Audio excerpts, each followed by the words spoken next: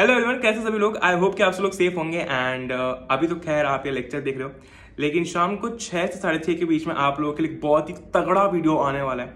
ठीक है, तो पिछले 2-3 वीडियोस के कमेंट्स मैंने पढ़े एंड जो डिमांड थी आप लोगों की, ठीक है, तो एक बहुत ही तगड़ी वीडियो, मतलब मैंने सारी डिमांड्स पढ़ी, मैंने सारे कमेंट्स पढ़े एंड आपकी डिमांड पर शाम को एक बहुत ही तगड़ा वीडियो आने वाला है, तो उसको देखना बिल्कुल से मत भूलना।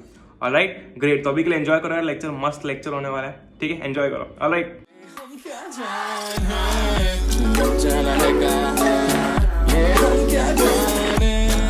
तो हेलो एवरीवन, कैसे सभी लोग। आई होप कि आप सब लोग सेफ होंगे and welcome to another lecture. ठीक है, जो हमारी प्री बोर्ड की सीरीज चल रही है, इसके अंदर आज हम बात करने वाले हैं मेटल्स एंड नॉन मेटल्स के बारे में। एज यूजुअल हमें ज़्यादा टाइम नहीं लगेगा ये चैप्टर खत्म करने में, क्योंकि चैप्टर बहुत ही आसान है यार, तुम सब जानती हो। ठीक है, तो स्टार्ट करते हैं मेटल्स से। What are metals? देखो, metals are opaque lustrous elements that are good conductors of heat and electricity. ठीक है, ओपेक मतलब क्या? अब सीधी सी बात है, मेटल ट्रांसपेरेंट तो होता नहीं है। हम लोहे की रॉड से इधर से उधर आर पार देख तो सकते नहीं है, सही बात है। लस्ट्रस चमकीले टाइप होते हैं। ठीक है, थोड़े से बात करेंगे इसके बारे में आगे, चिंता मत करो। Are good conductors of heat and electricity. भाई साहब, हमारे घर के अंदर जो वायर डली हुई है, ठीक है, जो वायर डली हुई है वो किसकी है? उसमें मेटल है कि नहीं है, कि नॉन मेटल की बनी हुई है? मैंने कहा मेटल की है कि नहीं? मैंने कहा मेटल की है। आगे बढ़ते हैं, जरा बात कर लेते हैं मेटल्स की फिजिकल प्रॉपर्टीज के बारे में। ठीक है, मेटल की फिजिकल प्रॉपर्टीज के बारे में बहुत सारी फिजिकल प्रॉपर्टीज हैं, एक एक करके समझेंगे, ज्यादा टाइम नहीं लगने वाला है। ठीक है, हार्डनेस की बात करते हैं। ऑलराइट, हार्डनेस की बात करते हैं। Most of the metals are hard. Generally हम सबको पता है कि मेटल्स हार्ड ही होते हैं। ठीक है, ऐसा तो नहीं है कि तुमने आयरन की रॉड को लिया, 2 टुकड़े कर दिए गन्ने जैसा, ऐसा नहीं हो सकता ना। तो most of the metals are hard. ठीक है, great, except alkali metals such as sodium, potassium, lithium etcetera. ठीक है, ये जो हमारे कुछ मेटल्स होते हैं, जैसे कि हमारा सोडियम हो गया, पोटेशियम हो गया, लिथियम हो गया, ये सॉफ्ट होते हैं, ये इतने ज़्यादा हार्ड नहीं होते। ठीक है, अब सॉफ्ट कितने होते हैं भैया? सॉफ्ट का मतलब ऐसा है कि आप चाकू से काटो तो कट जाए? मैंने कहा हाँ। ठीक है, इतने सॉफ्ट मेटल्स होते हैं, दे आर वेरी सॉफ्ट। एक सेकंड, लाइट फ्लेयर आ रही है। Okay, these can be cut using a knife. ठीक है, these can be cut using a knife. अगर आपने कभी स्कूल के अंदर अगर केमिस्ट्री लैब आप गए होंगे, ठीक है, तो बेसिकली 10th के अंदर ये एक्सपेरिमेंट होता है। टीचर्स जनरली हमको बताते हैं कि कैसे सोडियम जो है उसे नाइफ से कट किया जाता है। ठीक है, मैंने पर्सनली भी देखा है। मतलब तुम समझो कि इतना सॉफ्ट होता है कि जैसे हम लोग चीज़ काटते हैं ना, जैसे चीज़ कट होता है, उसी तरीके से सोडियम भी कट होता है। लेकिन सोडियम बहुत ज़्यादा रिएक्टिव होता है, उसको पानी से दूर रखना होता है, इसलिए सोडियम किसी को स्कूल के अंदर ज़्यादा हैंडल करने के लिए दिया नहीं जाता है, क्योंकि बच्चे क्या करते हैं, फिर उसके साथ खेलते हैं। ठीक है, और पानी वानी में डाल दिया तो गड़बड़ हो सकती है ना, प्रॉब्लम हो सकती है। ठीक है, तो इसीलिए ये जो हमारा सोडियम होता है, पोटेशियम होता है, ये कुछ सॉफ्ट मेटल्स होते हैं। Alright, these can be cut using a knife. आगे बात समझ में, आगे बढ़ते हैं, स्ट्रेंथ की बात करते हैं। अच्छा, सीधी सी बात है, एक लॉजिक समझो कि भाई साहब जो मेटल हार्ड है, ठीक है, जो मेटल हार्ड है उसकी स्ट्रेंथ भी अच्छी खासी होगी, है कि नहीं? So most of the metals are strong and have high tensile strength. Tensile strength मतलब इस पर अगर अपन ज़्यादा टेंशन भी अप्लाई करते हैं तो भी ये टूटेंगे नहीं। ठीक है, कुछ ऐसी गड़बड़ नहीं होगी यहाँ पे। Alright, great. लेकिन अगर मैं बात करूंगा कुछ मेटल्स की जो कि सॉफ्ट होते हैं, तो उनकी स्ट्रेंथ ऑफ कोर्स कम है कि नहीं? उनकी स्ट्रेंथ ऑफ कोर्स कम है, क्योंकि अगर मैं उस पर जरा सा भी टेंशन अप्लाई करूंगा, क्या होने वाला है? वो टूट जाएंगे। भाई सॉफ्ट मेटल है, जरा सा भी टेंशन अप्लाई किया तो टूट जाएगा, है कि नहीं? ग्रेट, अच्छा, अमेजिंग। ऑलराइट, चलो आगे बढ़ते हैं। अब अगर मैं बात करता हूं, because of this big structures are made using metals. सोचो जरा, ठीक है, सोचो जरा, जितने भी यहाँ पर हम स्ट्रक्चर्स देख पा रहे हैं, ब्रिजेस हो गए ना, बिल्डिंग हो गई, बिल्डिंग के अंदर भी हमें मेटल्स यूज करते हुए हम देखते हैं। तो ऐसी जगह पर जहाँ पर स्ट्रक्चर बहुत ही स्ट्रांग चाहिए, ठीक है, जहाँ पर हमें स्ट्रक्चर बहुत ज़्यादा स्ट्रांग चाहिए, वहाँ पर जनरली यूज होते हैं ये मेटल्स। ऑलराइट, अब वहाँ पर सोडियम जैसे हम सॉफ्ट मेटल्स नहीं यूज कर सकते, क्योंकि 2 मिनट में ही वो खत्म हो जाएंगे, है कि नहीं? ग्रेट, अच्छा, आगे बढ़ते हैं, स्टेट की बात करते हैं। Most of the metals are solid at room temperature. अरे यार, सब जानते हैं कि अगर मेटल्स की बात मैं कर रहा हूँ, तो मेटल्स जो होते हैं वो, मोस्ट ऑफ द मेटल्स, सारे के सारे मेटल्स जो होते हैं वो सॉलिड ही होते हैं। अब यहाँ पर मोस्ट ऑफ द मेटल्स, यहाँ पर metals are solid at room temperature except for mercury. Basically यहाँ पर आप या तो आगे मोस्ट ऑफ दी लिख सकते हो, या तो आप यहाँ पर लिख सकते हो metals are solid at room temperature except for mercury. कारण क्या है? कारण यह है कि जो मर्क्यूरी होता है वो लिक्विड होता है रूम टेम्परेचर पे। हाँ, तुम सही सुन रहे हो, मर्क्यूरी जो होता है ना वो लिक्विड होता है रूम टेम्परेचर पर। ऑलराइट, आधी बात समझ में, आगे बढ़ते हैं। और फिजिकल प्रॉपर्टीज हैं, बहुत सारी फिजिकल प्रॉपर्टीज है देखा जाए तो। ठीक है, बात करते हैं साउंड की। अरे सीधी सी बात है, अगर हम मेटल को ऐसे जोर से मारते हैं, ठीक है, ऐसे पटकते हैं, तो क्या उसमें से गाना बजता है? नहीं। क्या धुन निकलती है?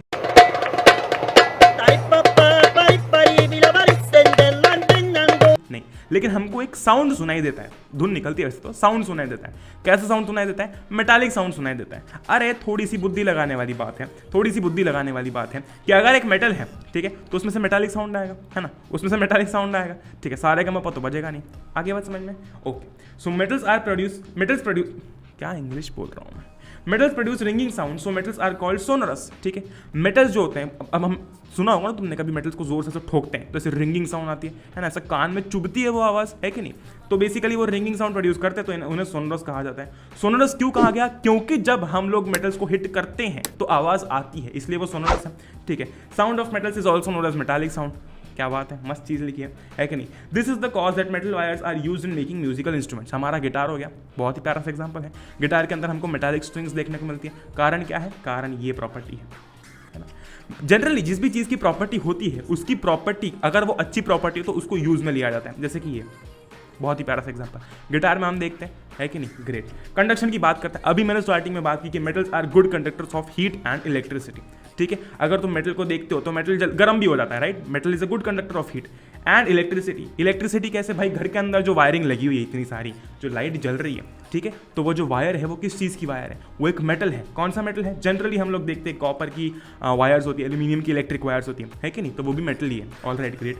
मैलिएबिलिटी की बात करते हैं। नाम थोड़ा सा अटपटा लग रहा होगा कि मैलिएबिलिटी ये क्या है? मैंने कहा मेटल सर मैलिएबल, ये तुम्हारा पहला पॉइंट है, लेकिन भैया मैलिएबल का मतलब तो बताओ। मैंने कहा मैलिएबल का मतलब कुछ नहीं है। This means metals can be beaten into a thin sheet, ठीक है। मेटल मान लो कि ऐसा अटपटे से शेप में है ना, ऐसा कुछ तो उल्टा सीधा शेप है, ठीक है। उसको मार के ठोका पिटी करके उसको एक थिन शीट में कन्वर्ट किया जा सकता है, ठीक है। सिंपल सी बात ऐसी है कि metals have this property, metals malleable होते हैं। मेटल्स मैलिएबल होते हैं, इसका क्या मतलब है? इसका ये मतलब है कि उसको हम थिन शीट्स में बीट कर सकते हैं, यानी कि कन्वर्ट कर सकते हैं। आ रही बात समझ में? ग्रेट। ऑलराइट, कभी याद ना आए तो क्ले का एग्जांपल समझना। भाई तुम क्ले को किसी भी शेप में कन्वर्ट कर सकते हो, राइट? ठीक है। अगर तुम क्ले को ऐसा थोड़ा सा ढंग से दबाओगे, प्रेस करोगे, उस पर फोर्स लगाओगे, तो वो एक ऐसा बहुत ही पतली सी लेयर बन जाएगी। सिमिलरली यहाँ पर मेटल्स मैलिएबल होते हैं, हम इनको थिन शीट्स में बीट डाउन कर सकते हैं।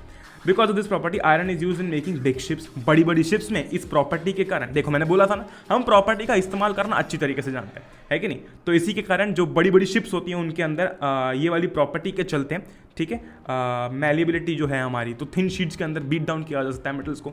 तो इसी प्रॉपर्टी के चलते बड़ी बड़ी शिप्स के अंदर इसे यूटिलाइज किया जाता है। डक्टिलिटी की बात करते हैं। मेटल्स डक्टाइल होते हैं, इसका क्या मतलब है? देखो, this means that metals can be drawn into thin wires. Example देख लिया अभी हमने, घर के अंदर जो वायरिंग लगी हुई है वो क्या है? बेसिकली वो मेटल्स है कि नहीं? वो मेटल्स है। तो मेटल्स आर डक्टाइल। अब डक्टाइल नाम सुनते हो, ओहो बाप रे डक्टाइल क्या होता है? लेकिन डक्टाइल का मतलब क्या है? कि उनको हम मेटल्स को थिन वायर्स में ड्रॉ कर सकते हैं। मतलब ऐसा ड्रॉ करना नहीं, मतलब उनको थिन वायर्स में कन्वर्ट किया जा सकता है। आ रही बात समझ में? ग्रेट। ऑलराइट, आगे बढ़ते हैं। कुछ और प्रॉपर्टीज है मेटल्स की। Melting and boiling point. भाई सीधी सी बात है, metals generally have high melting and boiling point, ठीक है। एक मेटल कितना स्ट्रॉन्ग होता है, कितना हार्ड होता है, ठीक है, तो ऑफकोर्स उसको मेल्ट करने के लिए कितनी, थोड़ा सा दिमाग लगाओ ना, थोड़ा सा दिमाग लगाओ। मेटल को मेल्ट करने के लिए, मतलब उसको पिघलाने के लिए तुम्हें कितनी हीट देनी पड़ेगी? बहुत ही लॉजिकल है। तो इसका क्या मतलब है? इसका ये मतलब है कि उसका बॉइलिंग पॉइंट बहुत ज़्यादा होगा। और सीधी सी बात है, अगर बॉइलिंग पॉइंट बहुत ज़्यादा है तो दिमाग लगा लो, मेल्टिंग पॉइंट भी बहुत ज़्यादा होगा। ये पॉइंट अगर कभी एग्जाम में आ जाता है तो हमको अच्छी तरीके से पता है। सोचो कि अगर एक लकड़ी को तुम आग के ऊपर रखते हो थोड़ी देर के लिए तो वो जल जाएगी, लेकिन मेटल नहीं जलेगा। मेटल को जलने में टाइम लगेगा और जलने के बाद भी उसको पिघलने में बहुत टाइम लगेगा, है कि नहीं? ग्रेट। डेंसिटी की बात करते हैं। जनरली मेटल्स की बहुत ही ज़्यादा हाई डेंसिटी होती है। Alright, great. और कलर की बात करेंगे।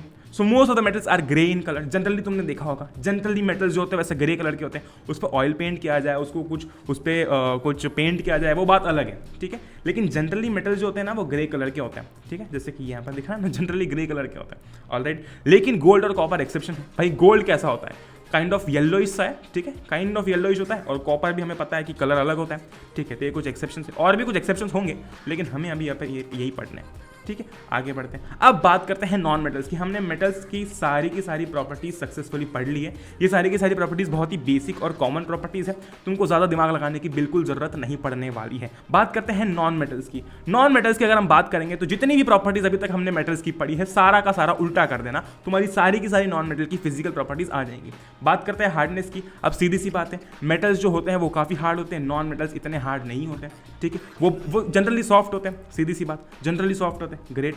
डायमंड यहां पर एक एक्सेप्शन है, ठीक है। डायमंड एक ऐसा नॉन मेटल है जो कि हार्डेस्ट नेचुरली अकरिंग सब्सटेंस है। तुम ब्यूटी देख रहे हो इस चैप्टर की। मतलब हम बात कर रहे हैं कि नॉन मेटल्स जो होते हैं वो जनरली कैसे होते हैं, सॉफ्ट होते हैं। लेकिन जो हमारा डायमंड है जो कि एक नॉन मेटल है, it is hardest occurring naturally occurring substance. क्या बात है, ये चीज ध्यान रखना। देखो केमिस्ट्री के अंदर पढ़ने से ज्यादा एक्सेप्शन समझने की जरूरत होती है। हार्डनेस, ठीक है, हार्डनेस के अंदर नॉन मेटल की अगर तुमसे किसी ने भी प्रॉपर्टी पूछ ली ना, तो वो आंसर में तुमसे ये एक्सपेक्ट करता है कि तुम डायमंड के बारे में बताओ कि डायमंड एक एक्सेप्शन है। ठीक है, आगे बढ़ते हैं स्टेट की तरफ। नॉन मेटल्स में भी सॉलिड, लिक्विड और गैस, इसमें कोई भी मैं कह सकता हूँ कि क्या होता है, क्या बोलते हैं उसको, अबे जल्दी बोल, कल सुबह पनवेल निकलना। बाधा नहीं है, हाँ कोई भी बाधा नहीं है भाई। सॉलिड भी हो सकता है, लिक्विड भी हो सकता है, गैस भी हो सकता है। अब सीधी सी बात है, अगर गैस है तो वो मेटल तो है नहीं, ठीक है, वो मेटल तो है नहीं, ठीक है। लिक्विड की बात करूंगा तो बस मर्क्यूरी हमारा एक एक्सेप्शन था। सॉलिड के अंदर भी बहुत सारी ऐसी चीजें होती है जो कि मेटल नहीं होती है। जो चीज मेटल नहीं है भाई वो नॉन मेटल है कि नहीं। लस्टर की बात करते हैं, लस्टर मतलब कि शाइन कैसी है, ठीक है, शाइन कैसी है, बाइक शाइन नहीं, शाइन कैसी है, ठीक है। Non metals have a dull appearance. Generally non metals जो होते हैं वो उनका अपीयरेंस डल होता है क्योंकि उनमें इतनी खास शाइन नहीं होती। लेकिन अगर मैं डायमंड की बात करूंगा या फिर आयोडीन की बात करता हूँ, ठीक है, diamond and iodine are exception. सबको पता है डायमंड कितना खतरनाक चमकता है कि नहीं। तो diamond and iodine are exception. Again देखो यहाँ पर लस्टर में कोई मुझसे ये नहीं पूछ रहा, उनको सबको पता है कि नॉन मेटल्स का जो अपीयरेंस होता है वो डल होता है। लेकिन मतलब इससे है कि तुम डायमंड और आयोडीन के बारे में बता रहे हो कि नहीं बता रहे हो, हैं तुम बता रहे हो कि नहीं बता रहे हो, ये इंपॉर्टेंट है। अच्छा, सोनोरिटी की बात करते हैं भाई। Non metals are not sonorous, ठीक है, that is they do not produce a typical sound on being hit. Non metals are non sonorous. इसका क्या मतलब है, इसका ये मतलब है कि जब नॉन मेटल्स को हिट किया जाता है तो उसमें से ऐसे कोई खास साउंड नहीं आता, ठीक है। दे do not produce a typical sound on being hit. लेकिन हमको पता है मेटल्स को हिट करने पे कैसा एक टिपिकल सा रिंगिंग साउंड आता है, वैसा इस केस में नहीं होता, ठीक है। तो non metals are not sonorous. Sonorous का क्या मतलब है भाई, आवाज नहीं आ रही है, ठीक है, कोई टिपिकल टाइप की आवाज नहीं आ रही है। आगे बढ़ते हैं और कुछ फिजिकल प्रॉपर्टीज की बात करते हैं, कंडक्शन की बात करते हैं। हमने पढ़ा था बचपन से कि मेटल्स अच्छे कंडक्टर्स होते हैं, नॉन मेटल्स अच्छे कंडक्टर्स नहीं होते हैं। और शायद एक्सेप्शन हमने बचपन में भी पढ़ा था कि ग्रेफाइट जो कि कार्बन का एक एलोट्रोप है, जो कि आप कार्बन एनालिसिस कंपाउंड्स में पढ़ने वाले हो, वो बेसिकली एक बहुत ही तगड़ा कंडक्टर होता है। किसका कंडक्टर किस चीज़ का होता है कि नहीं, ग्रेट। अच्छा, कंडक्शन की जब मैं बात कर रहा हूं, अगेन अगर आपसे कोई फिजिकल प्रॉपर्टी पूछ रहा है या फिर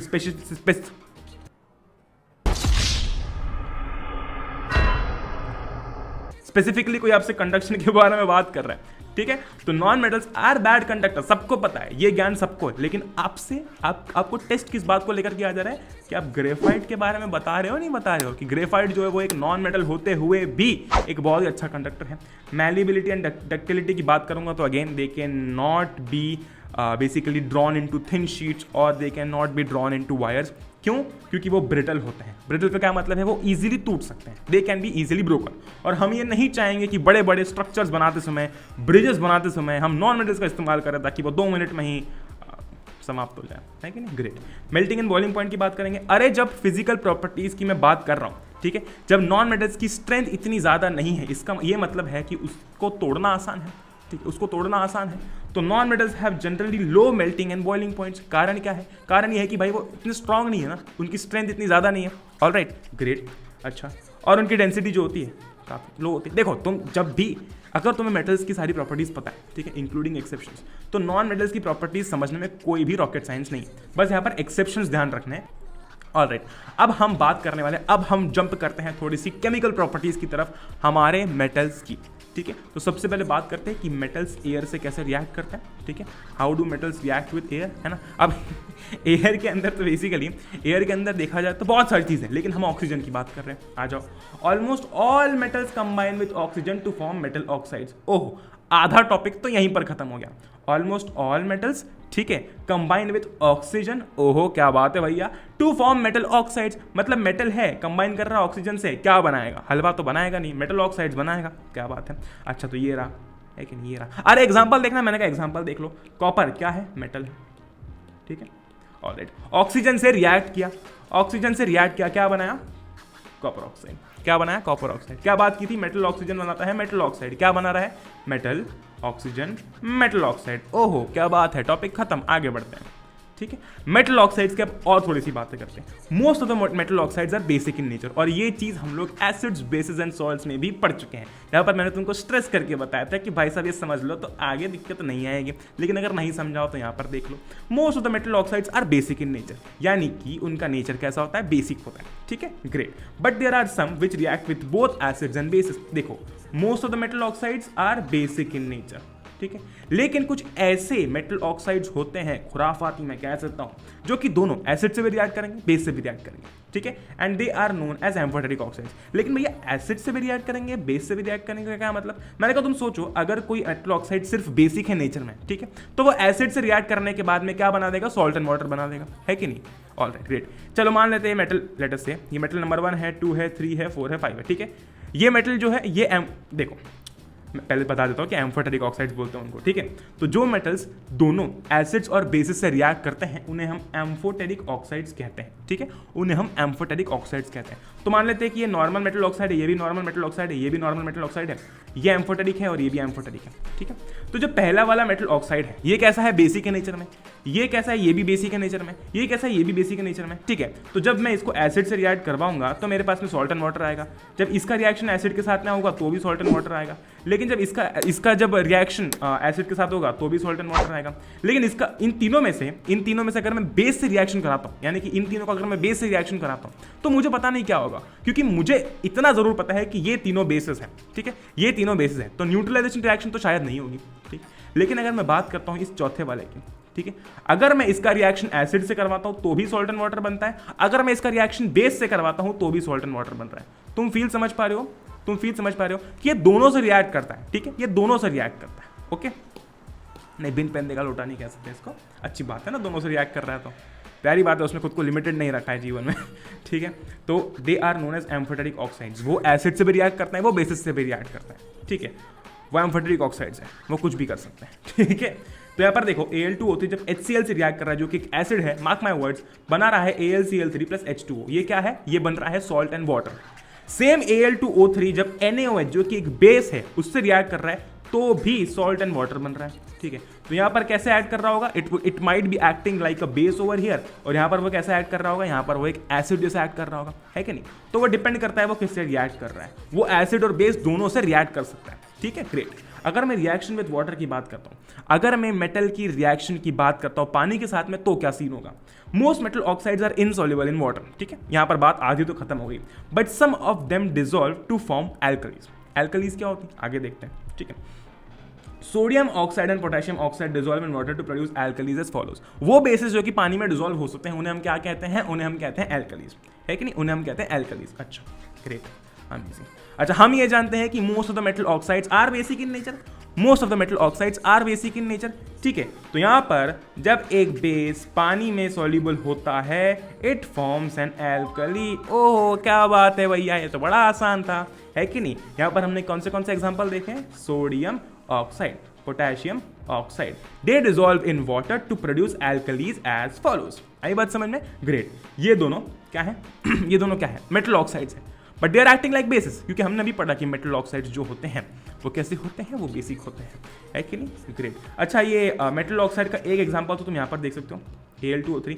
एक और एग्जांपल बुक से ढूंढ के मुझे नीचे कमेंट करके बताओगे, क्योंकि जब तक मैं तुमको कोई टास्क दूंगा नहीं बुक खोलने का, तुम बुक खोलने नहीं वाले हो, है कि नहीं, ग्रेट। अच्छा, तो क्या देखा हमने यहाँ पर, हमने देखा कि जो मेटल ऑक्साइड्स है वो जनरली इनसॉल्युबल होते हैं, ठीक है, वो जनरली पानी के अंदर इनसॉल्युबल होते हैं, लेकिन यहाँ पर जो हमारा सोडियम ऑक्साइड और पोटेशियम ऑक्साइड है, they basically produce alkalis in water. चलो आगे बात करते हैं, अब मेटल एंड वाटर की कुछ और बातें कर लेते हैं। ओह क्या बात है, ठीक है। हमने यहाँ पर रिएक्शन विद वाटर की बात की थी, वो क्या थे, वो मेटल ऑक्साइड्स थे। अब हम डायरेक्ट मेटल की बात करते हैं, भाई साहब। आ रही बात समझ में, वाइब समझ में आ रही है, फील समझ में आ रही है, ठीक है। मेटल जब पानी से रिएक्ट करता है तो बनता है मेटल ऑक्साइड प्लस हाइड्रोजन, ठीक है। जब मेटल पानी से रिएक्ट करता है तो बनता है मेटल ऑक्साइड प्लस हाइड्रोजन। लेकिन कोई तुमसे बोले कि बात यहाँ पर खत्म है, तो उसको बोलना बात यहाँ पर खत्म नहीं होती है। मेटल ऑक्साइड जो बना है, ठीक है, मान लो जैसे कि मेटल पानी से रिएक्ट किया और मेटल ऑक्साइड बना दिया, प्लस हाइड्रोजन गैस बन गई, ठीक है। हाइड्रोजन गैस तो बन गई है, उसको भूल जाओ, वो तो बन गई है। लेकिन अब ये जो मेटल ऑक्साइड है ना, इसको शांति नहीं, ये बोला कि नहीं मुझे और पानी से रिएक्ट करना है, तो जैसे ही मेटल ऑक्साइड बनता है ये पानी से रिएक्ट करता है और मेटल हाइड्रोक्साइड बना देता है। यहाँ पर हमारी रिएक्शन कंप्लीट होती है, ठीक है, यहाँ पर हमारी रिएक्शन कंप्लीट होती है। मेटल पहले पानी के साथ रिएक्ट करके मेटल ऑक्साइड बनाता है और हाइड्रोजन बनता है, ठीक है। लेकिन अब ये मेटल ऑक्साइड बनता है, हाइड्रोजन बन गया है, ठीक है, हाइड्रोजन, ऐसा मत समझना कि ये सेकंड रिएक्शन कुछ अलग है, हाइड्रोजन बन चुका है, लेकिन अब ये मेटल ऑक्साइड बोलता है कि यार नहीं मुझे और पानी के साथ में रिएक्ट करना है, तो मेटल ऑक्साइड पानी के साथ में रिएक्ट करता है और बनाता है मेटल हाइड्रोक्साइड, ठीक है। यहाँ पर हमारी रिएक्शन खत्म होती है। Metals like potassium and sodium react violently with water, ठीक है। Metals like potassium and sodium react violently with water. तुम्हें हर जगह ये पोटेशियम और सोडियम ना ऊपर दिखेंगे, ठीक है, सबसे आगे दिखेंगे, है कि नहीं। In case of sodium and potassium the reaction is so violent and exothermic that the evolved hydrogen immediately catches fire, ठीक है। सीन ऐसा होता है कि जब ये पानी से रिएक्ट करते हैं, ठीक है, तो हीट रिलीज होती है और इतनी विगरस रिएक्शन होती है कि उस हीट के कारण जो हाइड्रोजन होता है वो इमीडिएटली फायर कैच कर लेता है, ठीक है। समझ पा रहे हो ना वाइब को तुम, कि जैसी रिएक्शन हुई, ठीक है, जैसी रिएक्शन हुई हीट रिलीज हुई बहुत और हाइड्रोजन गैस भी रिलीज हुई, लेकिन इतनी हीट थी कि वो जो हाइड्रोजन गैस रिलीज हो रही है उसने फायर कैच कर ली, ठीक है, उसने फायर कैच कर ली। Okay great. देखो ये रहा एग्जांपल, ओके, ये रहा पोटेशियम, ये पानी के साथ में रिएक्ट किया, बन गया हमारा KOH, ठीक है, हमारा मेटल हाइड्रोक्साइड बन गया यहाँ पर, ओके। प्लस H2 हमने बात की थी, हाइड्रोजन भी बनता है ना, प्लस हीट एनर्जी हमने बात की थी ना अभी हीट एनर्जी की, वो ये हीट एनर्जी, समझ पा रहे हो ना तुम। यहाँ पर सोडियम है, सोडियम अगेन पानी से रिएक्ट किया, हमने बात की थी पानी से रिएक्ट किया। ये वाली स्टेप हम नहीं लिख रहे हैं यहाँ पर, ठीक है, ये जो पहली वाली स्टेप है ना ये हम नहीं लिख रहे हैं, हम सीधा बेसिकली क्या हो रहा है कि हम ये लिख रहे हैं, समझ रहे हो तुम, ये लिख रहे हैं और उसके बाद में जो रिएक्टेंट साइड है वहाँ पर ये लिख रहे हैं, ठीक है। हम डायरेक्टली जो रिएक्टेंट साइड थी वो पहली वाली और जो प्रोडक्ट फाइनली बन रहा है वो लिख रहे हैं, ओके। प्लस हाइड्रोजन तो लिखेंगे क्योंकि वो तो बनी है, ठीक है। ये सीन हमारा कुछ ऐसा होता है। अब सोडियम और पोटेशियम हर जगह इतने आगे क्यों है, बात कर लेते हैं। देखो sodium, potassium, calcium, magnesium, aluminium, zinc, iron, lead, ये सारी चीज़ें क्या है, ये हमारी है रिएक्टिविटी सीरीज, ठीक है। This is our reactivity series. यहाँ पर तुम देखोगे जो एलिमेंट्स अरेंज्ड हैं they are arranged in decreasing order of the reactivity. सबसे ऊपर सबसे ज़्यादा रिएक्टिव एलिमेंट, उससे कम, फिर उससे कम, फिर उससे कम, फिर उससे कम। अगर तुम्हें डिस्प्लेसमेंट रिएक्शन याद है तो मैंने वहाँ पर बोला था कि एक ज़्यादा रिएक्टिव एलिमेंट एक कम रिएक्टिव एलिमेंट को डिस्प्लेस करता है, ठीक है। यहाँ पर सोडियम पोटेशियम सबसे ज़्यादा रिएक्टिव है, उससे कम है सोडियम, उससे कम है कैल्शियम, उससे कम है मैग्नीशियम, उससे कम है एल्यूमिनियम, ओके ग्रेट। आगे बढ़ते हैं। The reaction of calcium with water is less violent. क्यों? क्योंकि सबसे ऊपर आता है पोटेशियम, उसके बाद आता है सोडियम। इन दोनों की रिएक्शन पानी के साथ में बहुत विगरस है, बहुत वायलेंट है। लेकिन जो कैल्शियम है इसकी इतनी वायलेंट नहीं है। कारण क्या है? कारण ये है कि अब ये रिएक्टिविटी सीरीज में 3rd नंबर पे है, ठीक है। तो जैसे जैसे हम नीचे आएंगे वैसे वैसे जो रिएक्टिविटी है, मैं कह सकता हूँ, वो कम होती जाएगी ना। पोटेशियम बहुत रिएक्टिव, फिर सोडियम उससे कम रिएक्टिव, फिर कैल्शियम उससे कम रिएक्टिव, है कि नहीं। तो यहाँ पर the reaction of calcium with water is less violent, ठीक है। ऑफ कोर्स किसके कंपैरिजन में? सोडियम और पोटेशियम के कंपैरिजन में, ठीक है। The heat evolve is not sufficient for the hydrogen to catch fire. देखो यहाँ पर क्या होता है, कैल्शियम ने पानी के साथ में रिएक्ट किया, ठीक है, और बना दिया कैल्शियम हाइड्रोक्साइड, जो हमने यहाँ पर बात की थी ना, हमने जैसे कि यहाँ पर बनाया था, सेम टू सेम यहाँ पर बन गया, ठीक है। प्लस H2 भी रिलीज हुआ है, हाइड्रोजन भी रिलीज हुआ है, हीट भी रिलीज होती है, ठीक है। इस केस में यहाँ पर आगे हीट नहीं लिखा, लेकिन तुम देखो the heat evolve is not sufficient. Heat evolve तो हुई है, ठीक है। देखो मान लो कि तुम मार्केट में आटा लेने जा रहे हो, तुम्हारे पास 50 रुपये, आटा आता है 100 रुपये का, मान लो, है ना, मुझे पता नहीं कितने का आता है, ठीक है। तो ऐसा नहीं कि तुम्हारे पास पैसे नहीं, तुम्हारे पास सफिशिएंट पैसे नहीं है। सिमिलरली यहाँ पर हीट तो रिलीज हुई है, लेकिन सफिशिएंट हीट रिलीज नहीं हुई है। इतनी हीट रिलीज नहीं हुई है कि वो हाइड्रोजन को आग लगा सके, ठीक है। अच्छा, अब कैल्शियम के नीचे क्या है? कैल्शियम के नीचे है मैग्नीशियम, एल्यूमिनियम। तो अब मैग्नीशियम एल्यूमिनियम की बातें करेंगे भैया, मैंने कहा कैल्शियम स्टार्ट्स फ्लोटिंग। अच्छा, उसके पहले कुछ और भी है। Calcium starts floating because the bubbles of hydrogen gas form stick to the bubble of the metal. Scene ऐसा है सीधा सा कि जो मेटल होता है, ठीक है, जब रिएक्शन हो जाता है तो क्या होता है, हाइड्रोजन फॉर्म होता है, वो हाइड्रोजन मेटल पर जाकर चिपक जाता है, ठीक है। और जैसे ही वो मेटल पर जाकर चिपक जाता है, मेटल ऊपर आ जाता है, मेटल फ्लोट करने लगता है। सीधी सी बात है भाई, हाइड्रोजन के बबल्स हैं, अगर मेटल के सरफेस पे लगेंगे तो मेटल फ्लोट करने लगेगा। कोई नया रॉकेट साइंस तो है नहीं इसमें, इमेजिन कर सकते हो तुम, मुझे पता है अच्छी तरीके से, ठीक है। Magnesium does not react with cold water. हमारा पोटेशियम, सोडियम, कैल्शियम अभी तक कोल्ड वाटर से रिएक्ट कर रहे थे। मैग्नीशियम आया, है ना, मैग्नीशियम आया, ये बोले ठंडा प्राणी है, ये बहुत ही ठंडा प्राणी है। ये बोलता है कि मैं ठंडे पानी के साथ मैं रिएक्ट नहीं करूंगा, ठीक है। It react with hot water. भाई इसके लिए फिर गीजर से पानी गर्म करके लेके आए, हॉट वाटर चाहिए इसको। ये क्या बनाता है? ये बनाता है मैग्नीशियम हाइड्रोक्साइड। वही केस है ना, वही केस। मैग्नीशियम रिएक्ट किया पानी के साथ में, लेकिन इस केस में पानी गर्म है, इन ऊपर वाले तीनों केस में पानी ठंडा था, ठीक है।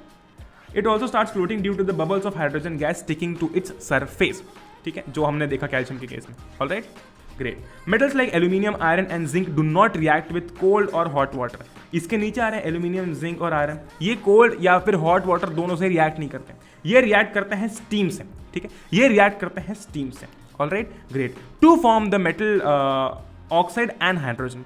इस केस में, ठीक है, इस केस में तुम देख सकते हो कि यहाँ पर मेटल ऑक्साइड बन रहा है, हाइड्रोक्साइड नहीं बन रहा है, ठीक है। ध्यान रखना, ये जो आखिरी के दो केस हैं हमारे एल्यूमिनियम और आयरन वाले, इस केस में हाइड्रोक्साइड नहीं बन रहा है, ऑक्साइड बन रहा है। आ रही बात समझ में? ग्रेट। आगे बढ़ते हैं, बात करते हैं कि मेटल एसिड के साथ में कैसे रिएक्ट करता है, ठीक है। तो मेटल डाइल्यूट एसिड के साथ में रिएक्ट करके सॉल्ट और हाइड्रोजन बनाता है, ठीक है। मेटल जब डाइल्यूट एसिड के साथ में रिएक्ट करता है, लिखो, देखो यहाँ पर डाइल्यूट लिखा हुआ है, ठीक है। मेटल जब डाइल्यूट एसिड के साथ में रिएक्ट करता है तो सॉल्ट बनता है और हाइड्रोजन गैस भी बनती है, ठीक है। आगे बढ़ते हैं।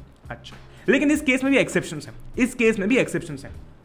Hydrogen gas is not evolve when metal reacts with nitric acid, ठीक है। बाकी एसिड के साथ में रिएक्ट कर रहा था, हाइड्रोजन गैस निकल रही थी, तो वो ऑब्जर्वेशन हमने देखी। लेकिन जब नाइट्रिक एसिड के साथ में वो रिएक्ट करता है, नाइट्रिक एसिड क्या है? HNO3, जब इसके साथ में रिएक्शन होता है तो हाइड्रोजन गैस इवॉल्व नहीं होती है। कारण क्या है? कारण ये है कि जो हाइड्रोजन बनता है, ठीक है, जो हाइड्रोजन बनता है, तो ये जो HNO3 हमारा होता है, ये फट से उस हाइड्रोजन को ऑक्सीडाइज कर देता है, ठीक है। ये फट से हमारा जो H2 है उसको ऑक्सीडाइज कर देता है, ठीक है, उसको ऑक्सीडाइज कर देता है। ऑलराइट, अब H2 ऑक्सीडाइज हो जाएगा तो तुम्हें पता है क्या बनना है, it oxidize the H2 produce to water, है ना। एक लाइन लिखूंगा,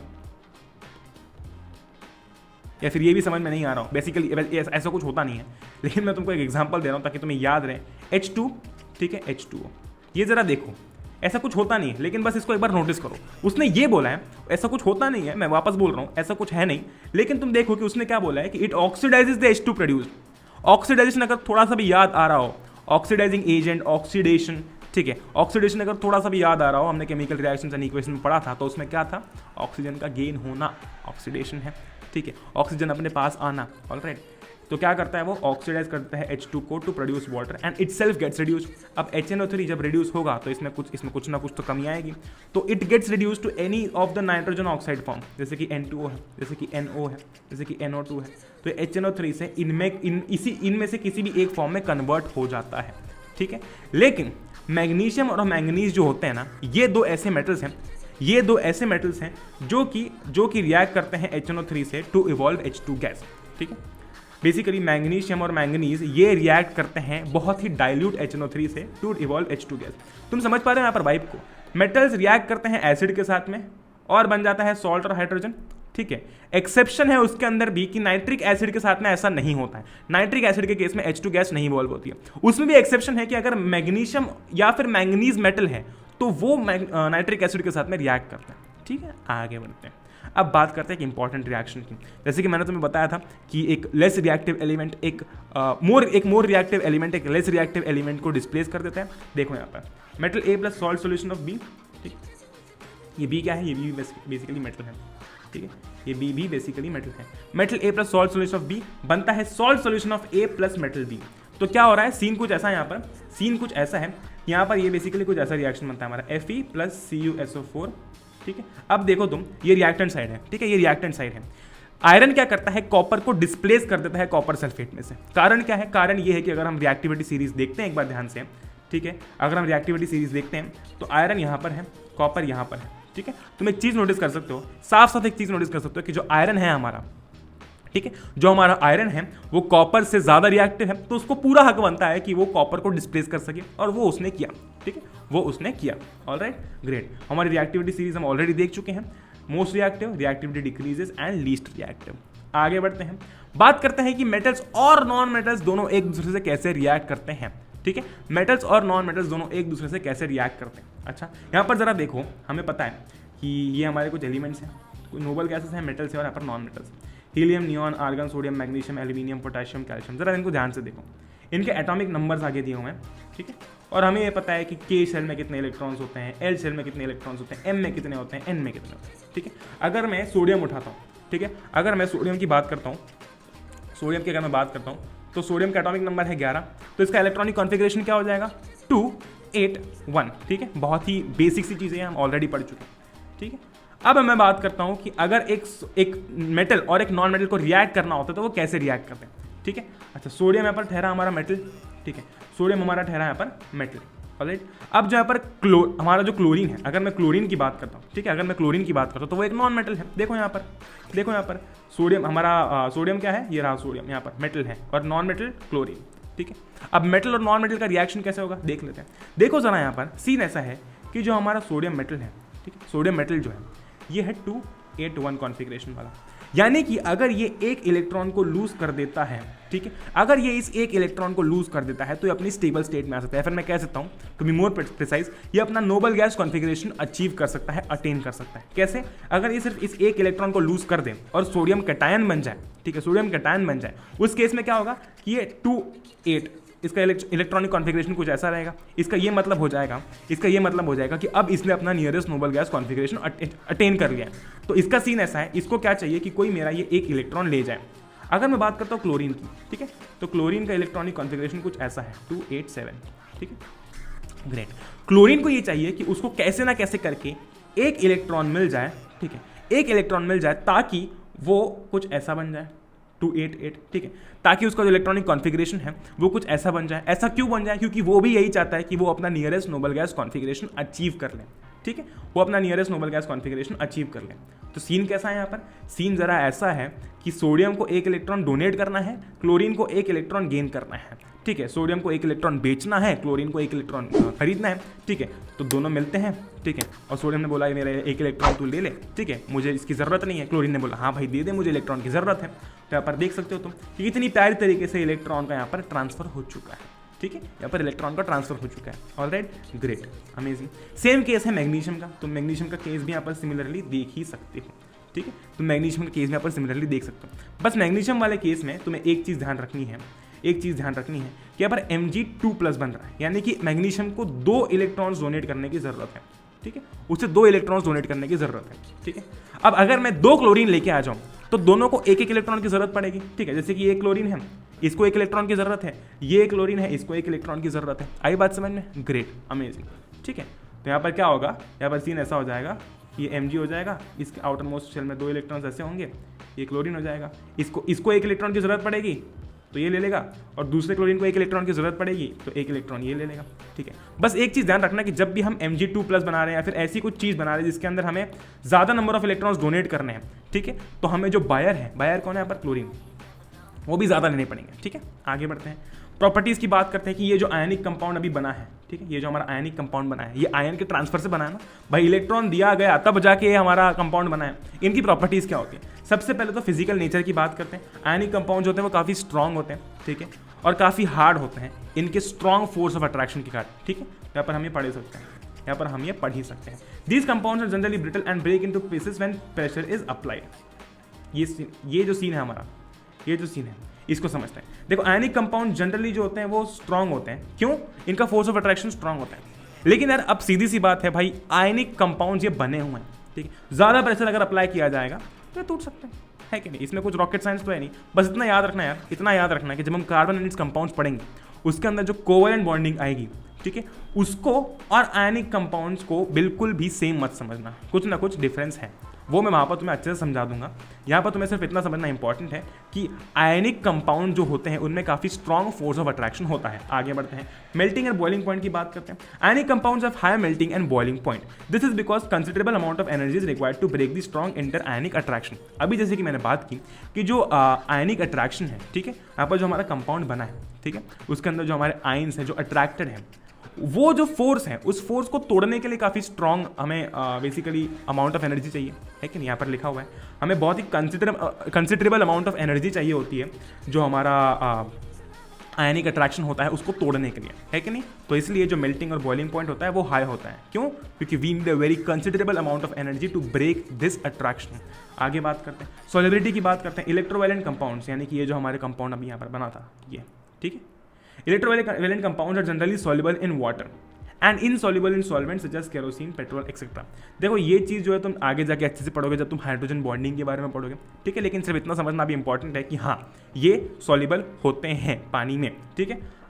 अगर मैं कंडक्शन ऑफ इलेक्ट्रिसिटी की बात करता हूँ, तो आंख बंद करके हमें ये पता होना चाहिए कि a solution of an ionic compound in water contains ions which move to the opposite electrode when electricity is passed through the solution। Scene ऐसा होता है कि अब जब इलेक्ट्रिसिटी पास की जाती है तो जो अंदर आयंस हैं वो अपोजिटली चार्ज इलेक्ट्रोड्स पर चले जाते हैं, यानी कि पॉजिटिव आयंस कहाँ जाएंगे, नेगेटिव की तरफ जाएंगे, और नेगेटिव कहाँ जाएंगे, पॉजिटिव की तरफ जाएंगे। तो सीधी सी बात है, अगर ऐसा मूवमेंट हो रहा है आयंस का, अगर उस सॉल्यूशन के अंदर आयंस का मूवमेंट हो रहा है तो भाई इलेक्ट्रिसिटी कंडक्ट होगी, है कि नहीं? कंडक्शन तो होगा ही होगा। देख लेते हैं आगे। Ionic compounds in the solid state do not conduct electricity because movement of ions in the solid is not possible। अगर मैं aqueous solution की बात करता हूँ, हम बोलते हैं ना एसिड्स जो होते हैं, बेसिस जो होते हैं, aqueous solution की बात करते हैं, तो aqueous solution की बात इसलिए करते हैं क्योंकि वहाँ पर आयंस जो होते हैं ना वो फ्री है मूव करने के लिए, ठीक है। लेकिन सॉलिड की अगर मैं बात करता हूँ तो सॉलिड एक रिजिड स्ट्रक्चर है, राइट। अगर मैं इस सॉलिड की बात करता हूँ, ये देखो, ये एक सॉलिड है, ठीक है, ये एक सॉलिड है। अगर मैं इसकी बात करूंगा यार तो इसके अंदर आयंस का मूवमेंट जो है वो इतना स्ट्रॉन्ग पॉसिबल नहीं, मतलब इतना फ्रीली पॉसिबल नहीं, ठीक है, इतना फ्रीली पॉसिबल नहीं। Okay great. अगर मैं एक्वा सॉल्यूशन की बात करूंगा तो हाँ उसमें पॉसिबल होता है। Ionic compounds conduct electricity in the molten state. Molten state में क्यों पॉसिबल है? मोल्टन स्टेट में इसलिए पॉसिबल है क्योंकि जब किसी पर्टिकुलर चीज़ को मेल्ट किया जा रहा है तो बहुत ज़्यादा हीट अप्लाई की जा रही है ना, और उस हीट के कारण क्या होता है कि जो अंदर के जो आयनिक अट्रैक्शंस होते हैं, जो आयंस के बीच में अट्रैक्शन होते हैं, वो टूटना स्टार्ट हो जाते हैं, ठीक है, वो टूटना स्टार्ट हो जाते हैं। जैसे ही वो टूटना स्टार्ट हो जाते हैं, अब अगर कोई चीज़ अट्रैक्टेड है तो वो जुड़ी हुई है, जैसे ही वो टूट गई वो फ्री हो गई, तो उसी तरीके से आयंस भी फ्री हो जाते हैं। जब आयंस फ्री हो गए तो अब वो फ्री है मूव करने के लिए, राइट। जब हीट पास की गई, ठीक है, जब हीट पास की गई तो सीन क्या हुआ? सीन कुछ ऐसा हुआ, जैसे हीट पास हो रही है, जैसे हीट दी जा रही है तो क्या हो रहा है कि जो आयंस हैं, ठीक है, जो आयनिक अट्रैक्शन है, अगर मैं और स्पेसिफिकली बात करता हूँ तो वो टूटने लगता है, ठीक है, वो टूटने लगता है, और उसके चलते आयंस अब फ्री हो चुके हैं। अब आयंस फ्री हो चुके हैं और हमको क्या चाहिए इलेक्ट्रिसिटी कंडक्ट करने के लिए? फ्री आयंस चाहिए। आई बात समझ में? ग्रेट। तो इसी के साथ साथ हमारा ये चैप्टर समाप्त हो चुका है। Metals and non metals is now over. आप इसकी क्विज जो है वो बड़े ही प्यार से अटेम्प्ट कर सकते हैं, आपको लिंक नीचे डिस्क्रिप्शन में मिल जाएगी, ठीक है। काफ़ी प्यारे प्यारे और तगड़े तगड़े क्वेश्चन उसके अंदर हैं। मुझे इंस्टाग्राम पर आकर टैग करना बिल्कुल से मत भूलना, और मुझे फॉलो करना भी मत भूलना। वहाँ पर मेरी आपको प्रोफाइल की लिंक नीचे मिल जाएगी। अगर तुम्हें कोई भी डाउट होता है तो तुम या तो नीचे कॉमेंट कर सकते हो या तो मुझे इंस्टाग्राम पर टैग कर देना। मैं इंस्टाग्राम के टैग का रिप्लाई कर पाता हूँ क्योंकि वो जनरली कम होते हैं ठीक है, ग्रेट, ऑलराइट। तो बस यार मुझे उम्मीद है कि आपको ये लेक्चर पसंद आया होगा। हमारी ये प्री बोर्ड सीरीज़ जो चल रही है वो तुम सब लोगों को पसंद आ रही होगी, है कि नहीं? एंड बस तबाही मचाते रहेंगे। Don't forget to subscribe if you haven't. जय हिंद, वंदे मातरम, एंजॉय करो यार। We'll meet in the next one. Till then